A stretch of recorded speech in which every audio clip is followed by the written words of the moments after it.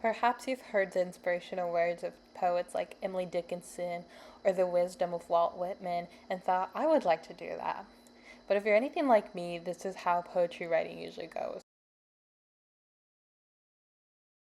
You start with a blank page and then resort to asking ChatGPT. And even though ChatGPT can provide great information, as someone who's been writing poetry since before ChatGPT was the trend, I thought I would take it upon myself to share some advice with y'all today. So welcome to my channel. My name is Kat LaRue and I am a published poet. I've been published in a variety of literary magazines as well as I have my own poetry collection on my website. So needless to say, I have a little bit of experience in the field. I think that poetry can just be so daunting, so today I just wanted to break that down as simply as possible.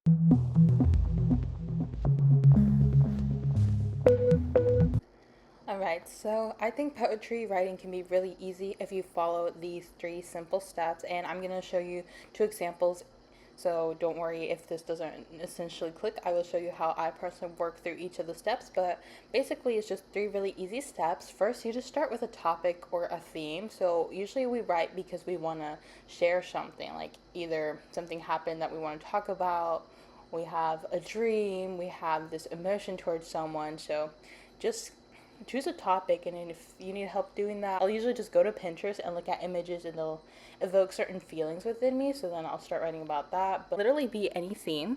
And then the next thing we're going to do is just a brain dump. For me, that's just the easiest way to write, especially poetry. I just start writing literally everything, anything and everything.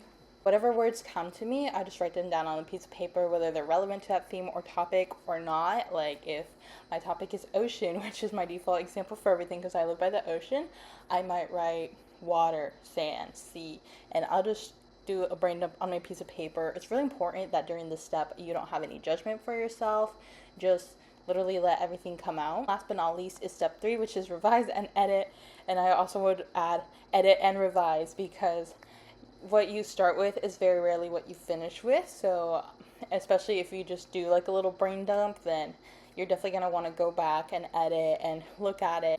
Sometimes I like to write a poem and let it sit for a couple days and then go back and edit it, so then I can look at it from a fresh perspective, or definitely get some feedback on it, get a friend or a writing mentor to look over your work, because we sometimes we'll write something and we think that, oh, it's perfect, done as is, and I'm certainly guilty of that. And then when I go back and read it, I'm like, oh, there was a typo, or oh, I could have said this like that. That's why we try to keep this process as simple and easy as possible and doable, so it's not intimidating.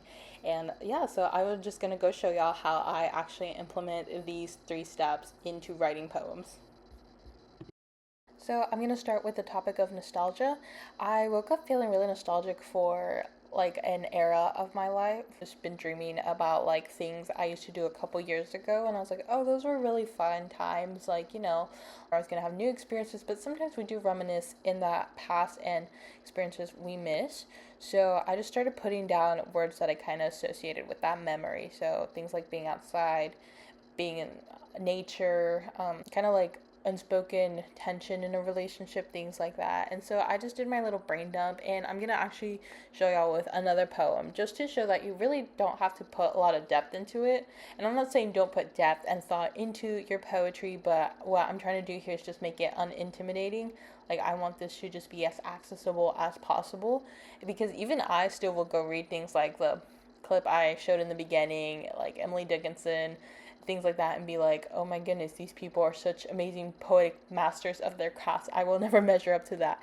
And I don't want that to be the case. I just want to show how accessible this is and how fun it can be. The second word I chose was grandeur, and I kind of thought like, okay, I want something that's like dramatic, regal in a sense, like, because I kind of associated that with like kings and royalty. So I just started writing little phrases that came to me. And I will say I do have experience writing poetry, so you'll say, oh, that's why this is coming so easy for you. But I'm going to show you that what I first begin with is definitely not what I end with, and it does take a lot of revision and things of that nature. And I also do typos. Like, there's just a lot of misspellings in here. I just let myself be as free and open throughout the process so I can really just channel something that I can turn into a good poem later on. And one thing I noticed that I do is I just write like this blurb, and then I'll like break it up into proper stanzas. So don't worry, like literally in your first draft, do not worry about anything except getting words onto paper so you don't have to chat GPT things, okay? So I'm just gonna speed through the clips of me editing this.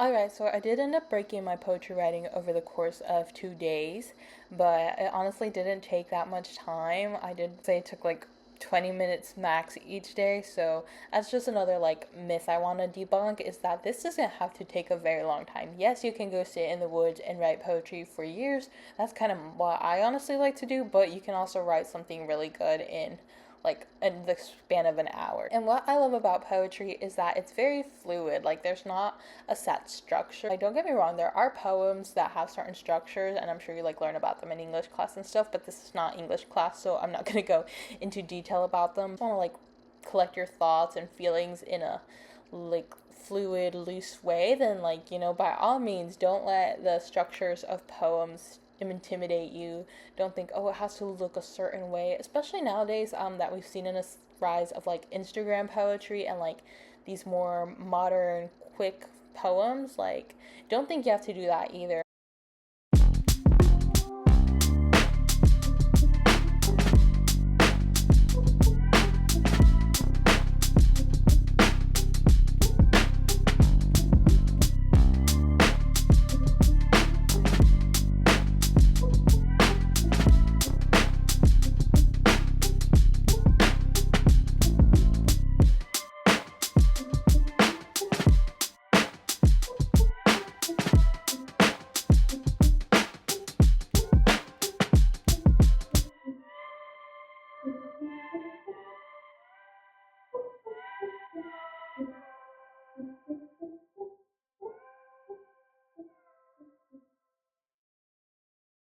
Okay, so here are the final results. I just went ahead and inserted screenshots of them. I'm also going to include a link to the Google Doc down in the description so you can go read them on your own time. Just by following that three-step process, I believe you can get a similar result. Just choose a theme, choose a topic, do a bit of a brain dump, and then revise it until you get something you like. That's all I have for y'all today. Hopefully you found this tutorial useful. Let me know if you have any questions down in the comments, or let me know what other kind of videos you'd like to see. If you have any questions about writing poetry or writing in general, I'm more than happy to answer them. And thank y'all so much for watching. I will see y'all all in the next one.